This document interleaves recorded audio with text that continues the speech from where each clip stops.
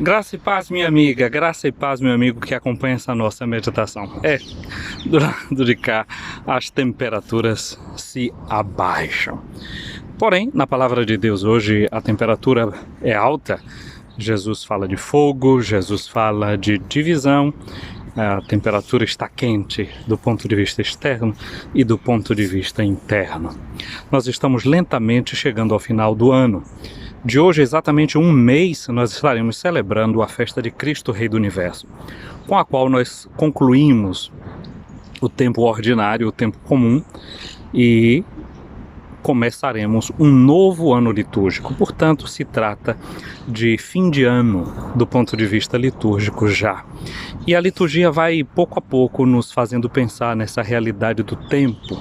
O tempo como uma experiência de limite e o tempo como uma experiência também de plenitude.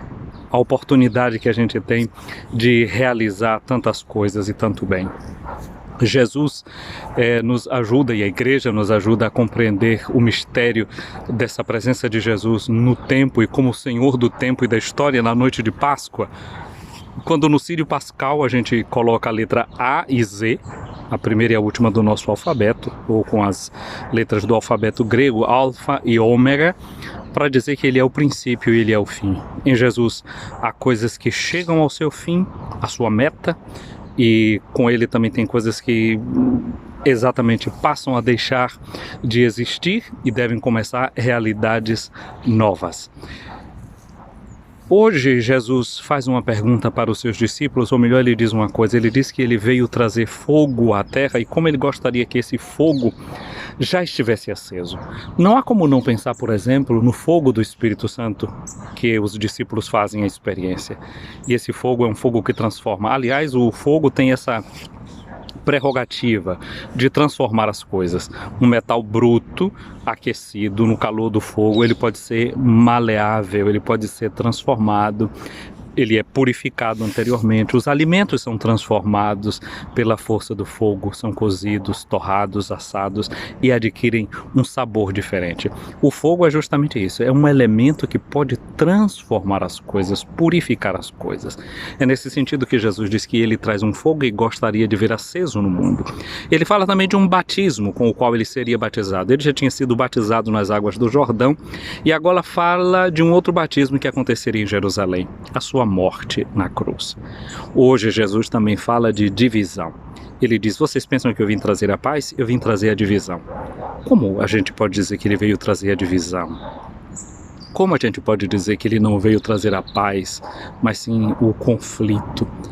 Os romanos, eles tinham um princípio. Eles diziam, se vis pacem para bellum, se tu queres a paz, prepara a guerra.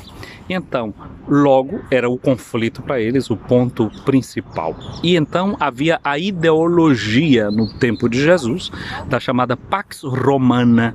Os romanos acreditavam que eles tinham paz na medida que eles impunham a força dele pela guerra. Essa não é a paz que Jesus vem trazer. Ele que é chamado o príncipe da paz, ele que ressuscitado vai dar como primeiro dom aos seus discípulos justamente isso, o sopro do seu espírito e a palavra a paz esteja convosco. A paz que ele traz, como ele mesmo nos diz, não é a paz como o mundo a conhece. É a paz que nós pedimos em cada Eucaristia, Senhor Jesus Cristo, que dissestes aos vossos apóstolos, eu vos deixo a paz, eu vos dou a minha paz. Não olheis os nossos pecados, mas a fé que anima a vossa igreja, dai-lhe segundo o vosso desejo. A paz e a unidade. A paz que nós queremos é a paz conforme Jesus propõe. A paz que é a ausência da violência e é sobretudo a presença do amor de Deus derramado em nossos corações. Durante essa semana ouvimos leituras da carta aos Efésios, na qual Jesus é cantado como aquele que na sua carne derrubou o muro da divisão. Embora hoje Jesus no Evangelho diga que ele veio trazer divisão, Mas é a divisão no sentido de que quem opta por Jesus acaba deixando de lado outras coisas. Aquilo que Simeão disse quando recebeu Jesus em seus braços, ele disse: esse menino vai ser uma pedra de soerguimento, uma pedra sobre a qual uma construção vai ser feita, mas ao mesmo tempo vai ser uma pedra de tropeço para muitos em Israel. Nesse sentido, ele traz a divisão porque ele traz a oportunidade de fazer uma opção séria pelo seu evangelho. E aí as consequências de seguir esse evangelho muitas vezes vai nos fazer longe de muitas pessoas, longe de certa mentalidade, longe de certas ideologias.